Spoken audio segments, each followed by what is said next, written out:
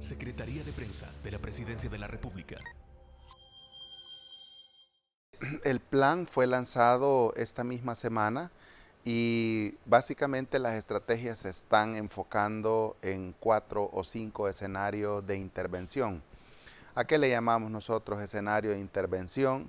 A esa probabilidad de tener que ejecutar acciones operativas con cada una de las instancias del Sistema Nacional de Protección Civil, considerando que en un periodo vacacional como este podríamos tener en primer lugar afluencia de personas a 2 escenarios muy puntuales o 3 escenarios muy puntuales. El primero, los actos religiosos o eventos religiosos que obviamente están enmarcados en justamente en la celebración de las fiestas patronales del Divino Salvador del mundo. Entonces, hemos pensado, hemos diseñado toda una estrategia que incluye la instalación de un puesto de mando en los lugares donde esperamos tener la mayor afluencia de personas.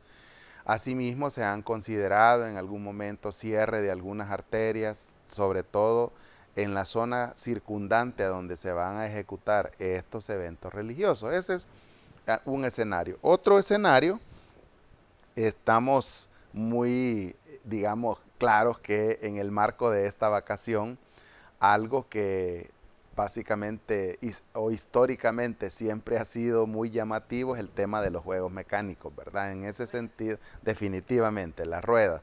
Y pasa algo curioso, Eva. Fíjese que en Semana Santa y en la vacación de diciembre, usualmente la migración de personas salvadoreñas va de la ciudad capital hacia el interior, porque todo el mundo aprovecha estar con su familia, irse a los pueblos, a visitar. En esta oportunidad pareciera que es todo lo contrario. Viene mucha gente del interior para venir a degustar lo que siempre se degusta en esta fiesta y por supuesto hacer uso de estos juegos mecánicos. Ese es otro escenario en el que estamos considerando algunos aspectos que ya mismo los menciono. Y el tercer escenario, diría yo, todo lo relativo al turismo que puede incluir montaña, puede incluir parques recreativos, es decir, todo ese abanico de oportunidades turísticas que ahora mismo el Ministerio de Turismo, el Instituto Salvadoreño de Turismo y por qué no decirlo también la Corporación Salvadoreña de Turismo han desarrollado a fin de proveerle no solamente a nuestros connacionales, sino a todos los turistas extranjeros, hay que decirlo, hemos tenido ya una afluencia muy importante de turismo, eso es bueno para el país, es bueno hasta para la persona, como me decía, visitando, haciendo un recorrido en una playa, hasta la persona que vende la minuta en la playa, es bueno que vengan turistas. En ese sentido, estamos considerando ese tercer escenario. Hay un cuarto escenario de intervención que obviamente tiene que ver no necesariamente con los puntos donde vamos a tener juegos mecánicos, eventos religiosos, turismo de playa, turismo de montaña, pero indirectamente está relacionado. ¿Por qué? Estoy hablando de las carreteras. Digamos, la necesidad de trasladarse de un punto a otro sí o sí pasa por tener carreteras que en algún momento podrían tener algunos picos de tráfico, ¿verdad? Estoy hablando, por ejemplo, la carretera de San Salvador hacia Comalapa. Hay que recordar que muchas de las playas que se visitan son de la zona de la Costa del Sol. En ese sentido, estamos considerando todos esos escenarios a fin de que este plan, en primer lugar, pues cumpla con nuestro objetivo que es tener 0 víctimas mortales. Esa es nuestra apuesta. Obviamente depende también de qué tanto estamos acatando las recomendaciones, ¿verdad? ¿Cuántos elementos se han distribuido para este plan Es, en estos 4 puntos que les mencionaba? Estamos incorporando en la ejecución de este plan, Eva, alrededor de 50,000 personas, alrededor de 50,000 personas que van a estar eh, de repente en carreteras, en los puntos, bueno, solamente en temas de playa, vea usted que nosotros seguimos manteniendo la presencia en 110 puntos de playa Nosotros le llamamos punto de playa a ese lugar donde específicamente está un guardavida o un miembro de la sección de salvamento acuático de Protección Civil, ejecutando 3 labores importantes. La primera, vigilancia constante del comportamiento de las personas que han llegado a la playa. La segunda, las recomendaciones o la educación hacia las personas, que procuramos que sea constante. El tema de mantener, por ejemplo, el agua hasta la cintura, yo siempre le he dicho, eso tiene una explicación lógica. En la medida en que usted se adentra al mar, la capacidad para asirse a la arena o para mantener sus pies en la arena se va perdiendo, porque uno empieza a flotar. Entonces, ¿por qué la famosa recomendación de mantener el agua hasta la cintura? Se cree que ese es el punto en el que nosotros podemos perfectamente retirarnos si algo sucediera. Si yo empiezo a flotar y en ese preciso momento viene una corriente de retorno, que son las más mortales, difícilmente voy a poder tener la oportunidad de salir de la playa. En ese sentido, hay que considerar, y apenas estoy hablando de los guardavidas, a ellos se les suma el cuerpo de bomberos, se le suma la Policía Nacional Civil, la Fuerza Armada, que ahora tanto la policía como la Fuerza Armada, pues con todo ese despliegue territorial, no solamente atienden el tema de seguridad, sino que son un socio muy, pero muy importante. Vea usted como ahora mismo en la madrugada con el incendio en el Mercado Central han sido, diría yo, un elemento muy importante del sistema de protección civil. Así es que, por supuesto que hay que considerar también en estos 50,000 efectivos o estos 50,000 talentos humanos a todo el personal que está trabajando en el Ministerio de Salud, en el sistema de emergencias médicas, el Viceministerio de Transporte, y a alguien que de verdad no puedo dejar de mencionar y agradecerles por toda esa, diría yo, disposición que siempre tienen a trabajar en el marco del Sistema Nacional de Protección Civil, las instituciones de socorro, ¿verdad? Cruz Roja Salvadoreña, Comandos de Salvamento, Cruz Verde, que siempre llegan, se disponen en diferentes puntos, en carreteras. Entonces, sobre todo en la atención prehospitalaria, que obviamente hay que decirlo, ahora con todo el despliegue de recursos que tenemos del sistema de emergencias médicas, se ha mejorado el tiempo de atención de las personas increíblemente. En temas de atención prehospitalaria, Eva, existe, es un término un poco anglosajón, diría yo, la hora dorada, ¿verdad? ¿Y qué significa la hora dorada? Significa que en el término de una hora que ha sufrido un accidente debería tener la primera respuesta, estabilizarse, trasladarse y recibir en el marco de esa hora atención ya hospitalaria. Entonces, creo que estamos haciendo todo lo necesario. Es un gran esfuerzo que se ha hecho de parte de todo el gobierno del presidente Nayib Bukele. Tener ahora hasta aeronaves que nos permiten trasladar un paciente desde el interior del país básicamente en menos de una hora, ¿verdad? Entiendo. En estos escenarios que nos estaba mencionando, para las personas que van a asistir a los eventos religiosos o van a ir a las ruedas o van a ir a la playa o a la montaña, ¿qué recomendaciones podría ofrecerles? ¿Que van a tener acceso, por ejemplo, a la seguridad? ¿Van a tener esa tranquilidad? Bueno, gracias por la pregunta y creo que es muy importante recalcar en al menos 5 cosas, Eva. La primera, para todos los que están yendo a los eventos religiosos o los que están pensando, mejor dicho, en asistir a los eventos religiosos, yo sé que sobre todo las abuelitas y los abuelitos no quieren perder la oportunidad de que sus nietecitos, digamos, reciban esa culturización religiosa, y está bien, es parte de nuestro acervo cultural como país, ¿verdad? Pero es importante considerar que no hay que dejar a los niños solos, hay que mantenernos muy al pendiente de qué es lo que están haciendo. Yo siempre lo he dicho, Eva, los niños son inquietos por naturaleza. Difícilmente nosotros podemos dejar un niño en un lugar y él se va a estar muy quietecito. Eso no pasa, o sea, los niños son inquietos por naturaleza. Es más, debería preocuparnos si en algún momento un niño es extremadamente tranquilo, ¿verdad? Pero ¿de qué se trata? En ese sentido, hay que estar muy atentos, muy al pendiente de qué están haciendo, no soltarlos, hidratarlos. estos días vamos a tener, estos días vamos a tener no mucha lluvia, probablemente mañana y pasado sí, un poco de lluvia por la tarde, pero es importante que ante el calor que se pueda tener, mantengamos bien hidratado a los niños. Hay que protegerlos también, ¿verdad? De toda situación que en la que puedan resultar. Esos, Identificarlo, eh, ¿verdad? exactamente, esa es una de las estrategias muy, pero muy buenas. Ponerle, si no es una viñeta, un papelito, se escucha feo, ¿verdad? Pero no, no, funciona. Exacto.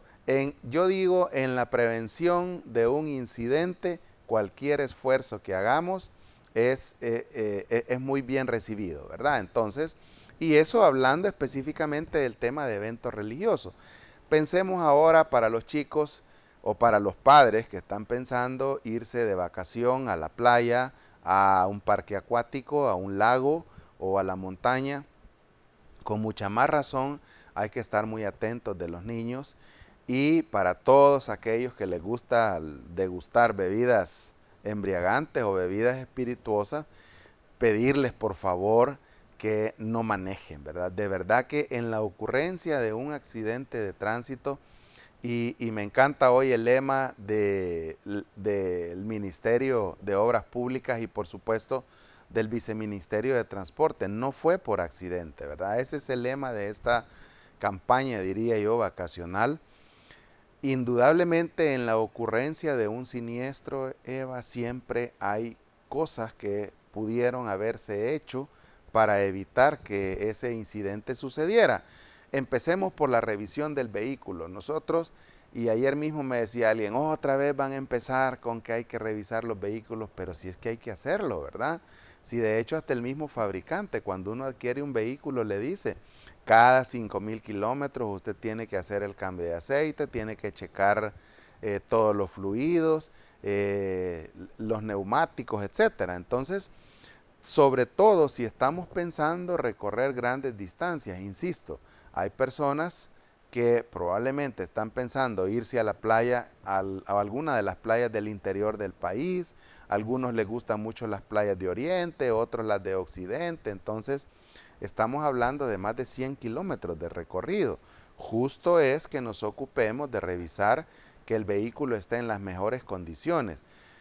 En cuanto al tema de las bebidas alcohólicas, sepa usted, amigo y amiga televidente, que está pensando en asistir a alguna playa, a algún lugar turístico y está pensando también en ingerir bebidas alcohólicas, que se tendrán controles vehiculares y controles de dopaje. Entonces, más allá de la multa, más allá de, diría yo, el acto bochornoso o penoso que es que digan me agarraron por andar en estado de ebriedad, hay que pensar en lo que podría suceder. Para que un siniestro ocurra no necesitamos mucho, bastan un par de segundos, una simple distracción puede ocasionar que se muera uno, dos, tres, como ya lo hemos visto en otros casos. Entonces, creo que es importante valorar o acatar esas recomendaciones. Como decía mi abuela, si tanta es la gana, ¿verdad?, de beber, pues hay que buscar un lugar donde quedarse. No hay que arriesgarse. Y si no, ahora tenemos toda una variedad de empresas que hacen servicio de taxi. Ya no solamente los típicos taxis amarillos aquellos, sino que perfectamente yo puedo hablar hasta por una apps, pedir que me lleven a mi casa con toda la seguridad del caso, sin poner en riesgo absolutamente a nadie, porque hay que decir algo también. En muchos casos, Eva, resulta que el que va manejando en estado de ebriedad, el que produjo el accidente, vea lo que pasó hace 2 o 3 días. Un tipo en total estado de ebriedad en la carretera de Comalapa, atropella a 2 personas, murió una niña de 13 años. Entonces, yo creo que nadie en su sano juicio está pensando en dejar una huella tan triste, una huella de dolor para una familia. Él resultó sin ninguna lesión y ahora hay una familia que está llorando a una menor de edad. Entonces, eso no es justo, no es desde ningún punto de vista es justificable porque son cosas que se pueden evitar, ¿verdad? Y siempre hablando de esta situación de estado de ebriedad, no solo al manejar, sino las personas que van a ir a la playa, por ejemplo, se ponen en estado de ebriedad, Sí, están al Exacto. Los acabamientos, usted mencionaba que habían sido en lugares privados Sí. por este tipo de descuido. Exactamente, y por eso es que ahora mismo también nosotros vamos a estar implementando una estrategia con la sección de guardavidas. Como le comentaba Eva, nosotros atendemos 28 playas en todo lo largo de la costa salvadoreña. ¿Cómo se decidió qué playas serían o en qué lugares instalaríamos, por ejemplo, las torres de vigilancia que nos permiten mantener control sobre las personas que están en la playa o sobre el comportamiento que se está desarrollando, digamos? En primer lugar, se hizo un estudio en el que se consideraron cuáles eran las playas que tienen mayor afluencia en cualquier época del año, pero específicamente en periodos como este, Semana Santa, agosto, diciembre, ¿verdad? Entonces, ¿cuál es el punto? Y aprovechando su comentario o su pregunta, lo que usualmente tenemos en muchas playas es que hay personas que dicen, bueno, yo estoy en mi rancho, yo no tengo por qué respetar.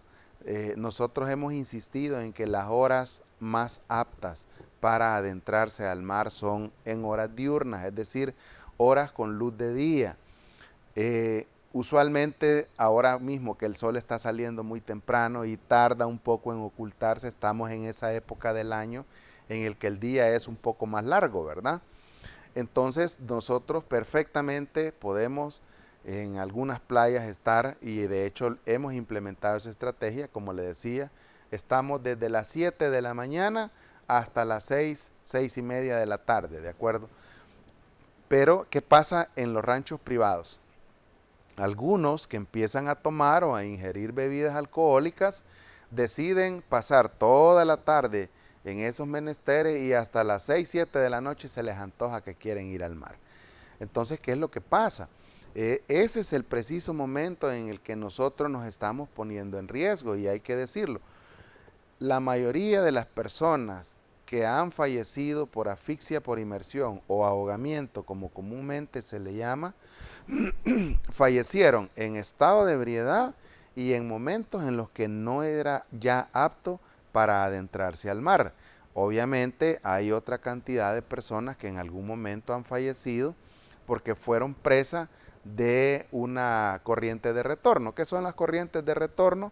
Son corrientes que tienden a formarse en cualquier playa del mundo, Eva. En cualquier playa del mundo. Ahora mismo me preguntaban, mire cuáles son los lugares en los que una persona puede ahogar. En cualquier playa del mundo, si yo infrinjo la normativa, si yo no cumplo con las recomendaciones, o mejor dicho, si yo no acato con las recomendaciones que se me están dando. ¿Qué deberíamos hacer entonces? Bueno, en primer lugar, insisto, ¿por qué nosotros decimos no deje que el agua suba más allá de la cintura? Insisto, eso tiene una explicación lógica. Es para no empezar a flotar y ser presa de la misma corriente, no solamente de las de retorno, sino ese vaivén que constantemente tienen las olas, ¿verdad? Es parte de la, exactamente, es parte de del entorno natural en el que nosotros nos encontramos en ese momento. Por otro lado, también las personas que en algún momento tienen alguna dificultad para nadar, es decir, y aunque tengamos incluso las habilidades de natación, el mar o la playa, Eva, no son el mejor lugar para hacer gala de nuestras habilidades. Quiere hacer gala de sus habilidades como nadador, váyase a una piscina, e incluso busque una olímpica para que tenga todo el espacio y poder hacer gala de sus habilidades. Exactamente, un espacio controlado. No es la playa el mejor lugar para hacer eso. Mire, hemos tenido casos y en playas muy particulares. El Tunco, San Diego y en la Costa del Sol, en la que hemos tenido, específicamente en San Marcelino, no tanto en la Costa del Sol, sino en San Marcelino. Hemos tenido algunas personas que han tenido que ser rescatadas hasta 3 veces en una misma tarde. 3 veces en una misma tarde. Entonces, personas en estado de ebriedad, recuerdo que en algún momento tuvimos que rescatar a un fulano y que yo soy no sé qué, que yo soy no sé cuándo, sí, está bien, puede ser lo que sea, pero en el mar usted, en el estado en el que está, se va a ahogar. Entonces, ¿cuál es la estrategia que ahora estamos buscando? Y para todos los amigos y amigas televidentes que están pensando asistir a la playa, bueno, nos vamos a hacer acompañar de la Policía Nacional Civil, ¿verdad? Y elementos de la Fuerza Armada, porque si en algún momento con el afán de salvarle la vida a una persona hay que tenerlo un par de horas quietecito, no digo en la cárcel, porque no es ese el espíritu de atender a una persona, ¿verdad? Sino tenerlo quietecito, ¿verdad? Siéntese aquí, de aquí no se mueve, pues habrá que hacerlo. Exactamente, en el tema de los ranchos y restaurantes, ranchos privados y restaurantes, estamos insistiendo en que todos estos restaurantes que tienen sobre todo piscinas que se llenan con las olas o las famosas piscinas de agua salada, que también consideren la instalación de un guardavidas, es parte de la oferta que ellos deberían hacer a sus usuarios, a sus potenciales usuarios.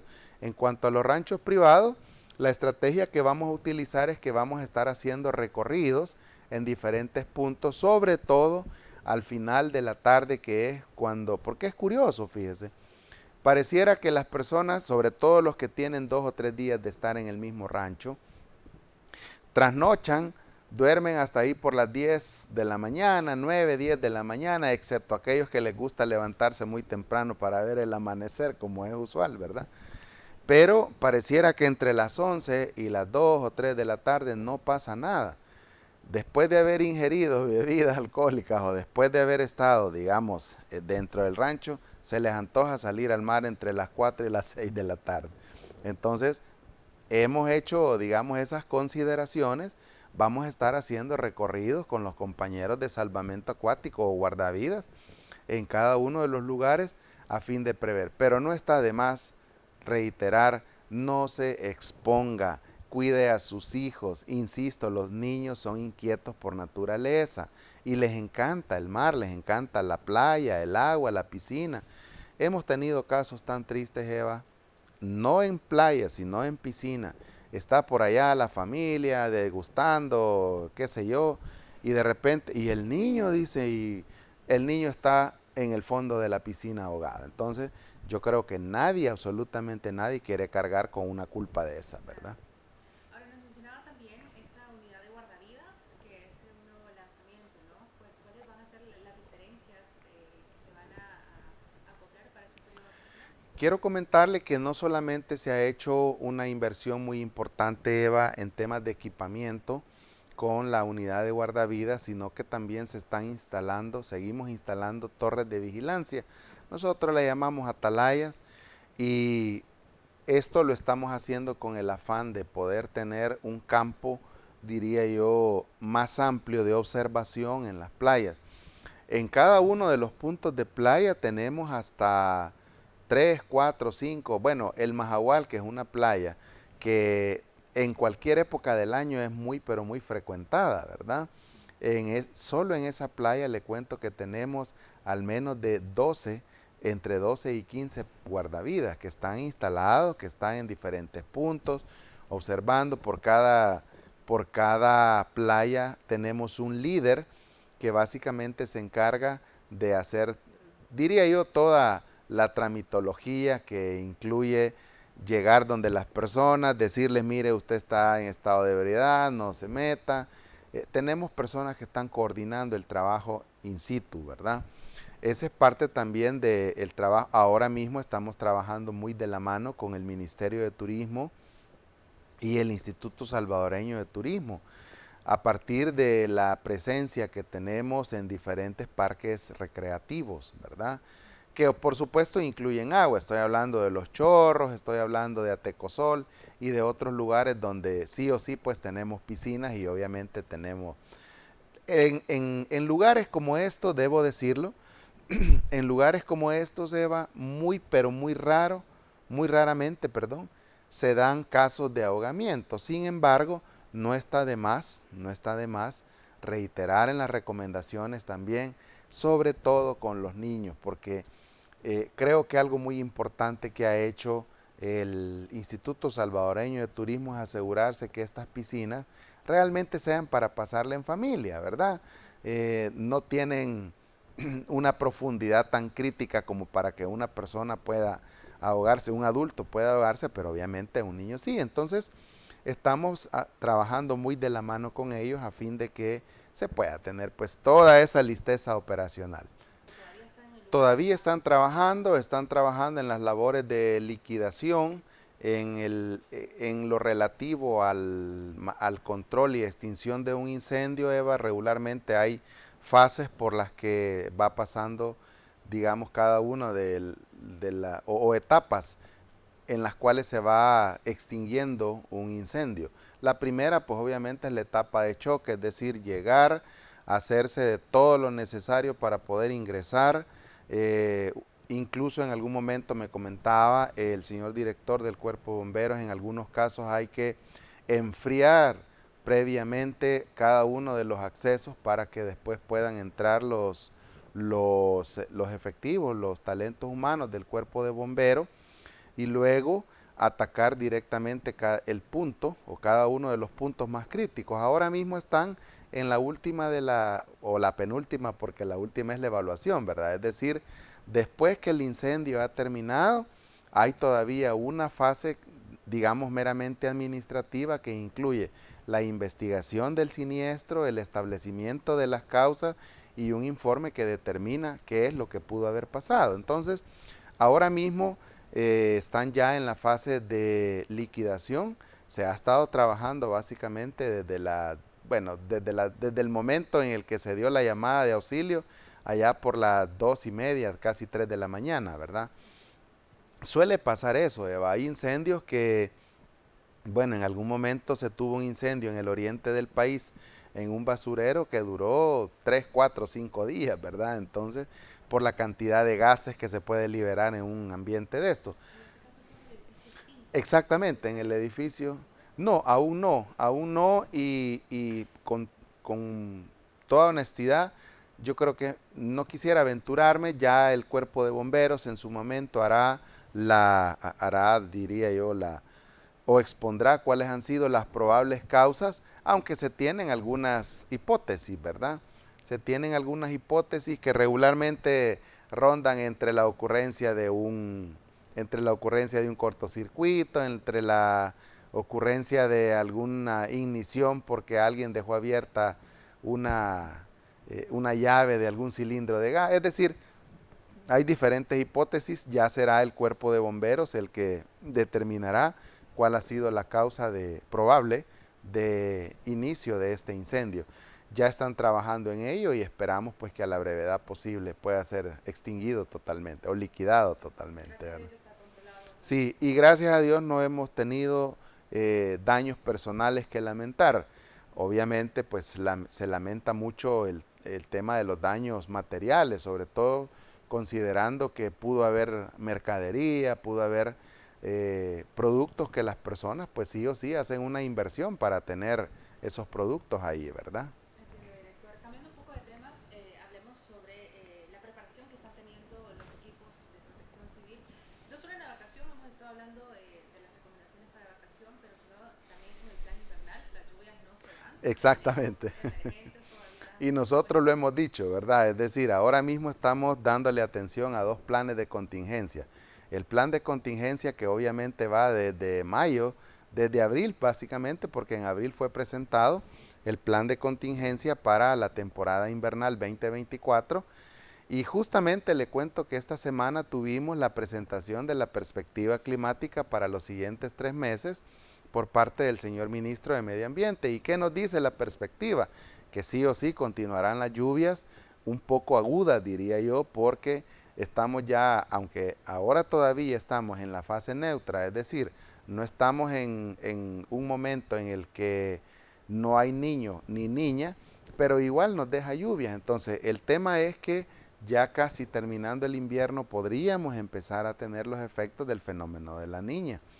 Si lo vemos en términos prácticos, ¿qué significa eso? Que al menos en las últimas 2 semanas de agosto, septiembre y octubre, Incluso las primeras 2 de noviembre podríamos tener lluvias muy pero muy importantes. Se está estimando que se pueda tener un promedio de 1100 milímetros. Quiero comentarle que la pluviometría anual en El Salvador, es decir, la cantidad de lluvia que usualmente nos cae en la época invernal, anda entre los 2000 y 2200 milímetros. Ahora mismo básicamente ya llevamos más del 50%, incluso el 75% de esa pluviometría. ¿Qué significa? Que si nos sigue lloviendo tal cual nos ha venido lloviendo hasta estos días, podríamos tener una alta incidencia en inundaciones de planicie como las que se dan en el Bajo Lempa, en todas las comunidades del Bajo Lempa, la zona baja del Río Grande de San Miguel, estoy hablando de San Dionisio, estoy hablando de todas estas comunidades que están sobre todo cercanas al delta de estos ríos, ¿verdad? Así es que, y obviamente también la probabilidad de tener movimientos en masa, es decir, derrumbes, deslaves, deslizamientos en la zona de las cordilleras también se incrementa. ¿Por qué? Cuanto más llueve, Eva, mayor humedad. A mayor humedad, menor capacidad portante de la tierra. Entonces tiende a generar más escorrentía y eso es lo que determina provocando este tipo. ¿Cómo nos estamos preparando? Bueno, quiero comentarle que después de haber tenido esta emergencia en la que nos llovió básicamente 10 días completos, ¿verdad? Y en la que básicamente fue ahí cuando se alcanzó más del 50% de la pluviometría anual, para nosotros siempre hay una fase en la que evaluamos nuestros planes, es decir, termina la emergencia, bueno, listo, ahora hay que pensar qué hicimos, qué puntos deberíamos, oportunidades de mejora, ¿verdad? Yo le llamo oportunidades de mejora. Estamos equipándonos más y creo que es justo decir que estamos teniendo todo el apoyo de todas las instancias gubernamentales para poder equipar a nuestro personal. Hay un equipamiento que es muy pero muy elemental y básicamente se lo tenemos constantemente, pero hay otro, Eva, por ejemplo, equipamiento que utilizamos no solamente en el día a día, sino en situaciones extraordinarias, como del que hizo gala el equipo de búsqueda y rescate urbano que fue a Turquía, ¿verdad? Ese es un equipamiento muy, pero muy caro. Ahora mismo estamos adquiriendo a fin de tener esa listeza operacional, como así se le dice en la jerga emergencista, para poder responder no solamente en un punto, sino en diferentes puntos donde se requiera. Hay que pensar cuántos puntos, por ejemplo, o cuántas zonas de riesgo o escenarios de riesgo considera El Salvador en cuanto a movimientos de ladera, es decir, a dónde puede quedar soterrada una vivienda, en cualquier lugar donde tengamos un terreno topográficamente accidentado. Estoy hablando de toda la cordillera central, estoy hablando de la cordillera del Bálsamo, estoy hablando de toda la zona circundante a los distritos de Apaneca, Huayúa, Salcuatitán, incluso bajando un poco más hasta Ataco, ¿verdad? Entonces, ese es el trabajo que estamos haciendo y seguimos también formando talentos humanos. Quiero comentarles que recientemente tuvimos una serie de cursos, nosotros le llamamos CRELC, que básicamente significa Curso de Búsqueda y Rescate Liviano. Hay que recordar que, o mejor dicho, me gustaría comentarle también que en temas de búsqueda y rescate urbano hay 3 tipos de equipos. Está el equipo liviano que obviamente pues se encarga de ejecutar tareas como identificación, marcaje, limpieza, probablemente remoción de escombros, pero no tan, diría yo, no tan invasivo. Luego tenemos un equipo de mediano, que obviamente estamos hablando ya de mucho talento humano, de muchos recursos, tienen que haber pasado por toda una gama de preparación que incluye curso de sistema de comando de incidentes y así sucesivamente. Primeros auxilios avanzados porque hay algo que de repente desde la perspectiva o desde el ojo del ciudadano se ve como algo muy trivial, pero ¿qué pasa cuando por fin se ha rescatado a la persona? En algunos casos hay que continuar la atención de ellos y no solamente sacándolo de un espacio confinado, sino procurando que siga respirando, que se le dé soporte básico de vida. Y le cuento que eso también es justamente el entrenamiento que han tenido nuestros guardavidas, ¿verdad? En algunos casos hay personas que son sacadas de la playa y ya vienen básicamente en paro cardiorrespiratorio. Ese es el segundo momento más crítico. Director, se nos está acabando el tiempo. Gracias de verdad por su tiempo.